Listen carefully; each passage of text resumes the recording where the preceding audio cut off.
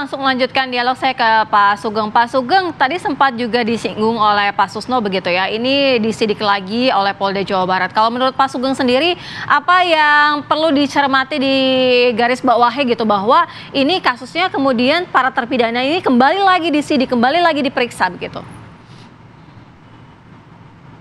Yang disampaikan Pak Susno itu sudah lengkap ya. Jadi ketika Mabes Polri menurunkan tim melakukan pemeriksaan ulang bersama dengan tim Polda Jawa Barat, maka hal-hal yang disampaikan Pak Susno itu menjadi sesuatu yang harus didalami ya.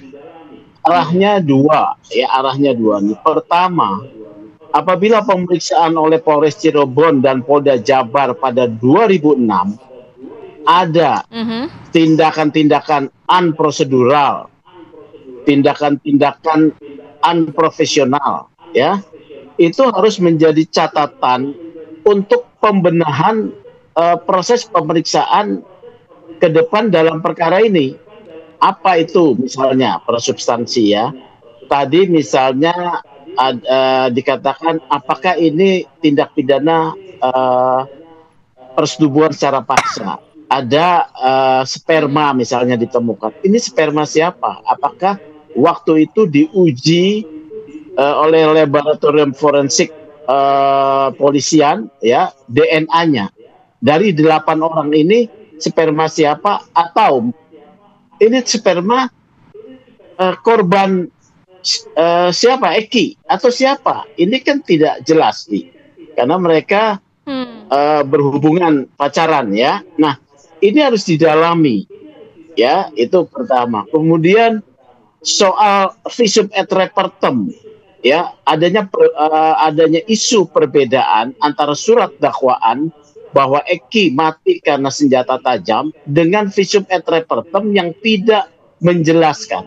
Jadi semuanya harus diperiksa ulang. Apakah di sana prosedur pemeriksaan oleh Polres 2016 dan Polda itu sudah benar? Kalau misalnya tidak, maka ada dua aspek lagi ya.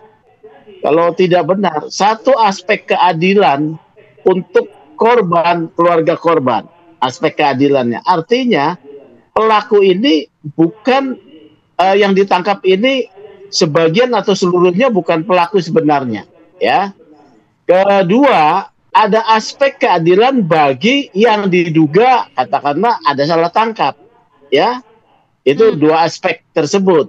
Nah, yang ketiganya berarti kalau ada satu atau beberapa orang yang bukan pelakunya, maka masih ada yang berkeliaran di luar selain yang DPO. Yeah. Nah, hal-hal catatan ini menjadi penting ya. Juga proses ini menjadi satu evaluasi buat sistem peradilan pidana kita ya, yang berjenjang dari kepolisian, kejaksaan, pengadilan. Bukan 1-2 kali kasus yang disebut peradilan sesat ya, di mana pendekatan penyidikan dari awal itu menggunakan cara-cara pemaksaan mendapatkan pengakuan dengan kekerasan dan diterima oleh jaksa dan diputus juga oleh pengadilan seperti hasil pemeriksaan itu diaminkan gitu.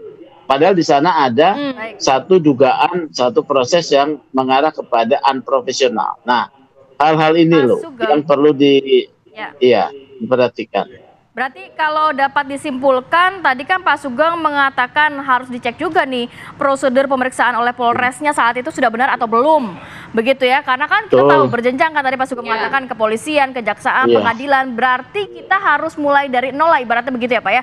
Penyidik-penyidik yang menangani kasus ini saat itu bisa terseret juga nggak kalau ternyata ditemukan adanya pelanggaran dalam penanganan kasus? Tidak hanya penyidik mungkin, baik dari pihak kepolisian, kejaksaan, sampai ke pengadilan ya Pak? Ya, kalau ditemukan ada yang disebut unprofessional conduct ya, itu tentu menjadi catatan dari Propam Polri untuk kemudian mengevaluasi anggota yang waktu itu melakukan penyidikan baik di Polres maupun di Polda kalau ditemukan ya. Karena ini kan pemeriksaan ini sekarang turun dari Mabes Polri. Tentu saya percaya Mabes Polri akan menjaga marwah kepolisian. Jangan tim yang sudah turun ini menimbulkan tanda tanya kembali. ya. Jadi penting sekali perhatian masyarakat ini direspon oleh Mabes Polri dengan hasil pemeriksaan yang bisa mendatangkan keadilan. Makanya ya, Pak Sugeng. Baik, Pak Sugeng. Oke, baik, kita langsung lanjutkan ke Pak Susno karena ada sedikit gangguan komunikasi dengan Pak Sugeng. Kita coba perbaiki.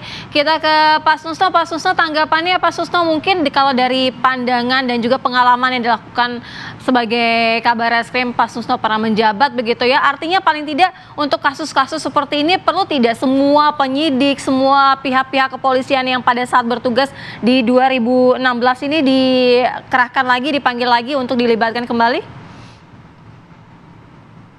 Ini bagus sekali untuk pelajaran ya. Kita berterima kasih pada Mabes Polri yang telah mengadakan eksaminasi, telah mengadakan audit. Jadi ini bukan penyidikan perkara ya. Jadi perkara tentang terbunuhnya Vina dan Eki itu tidak disidik lagi.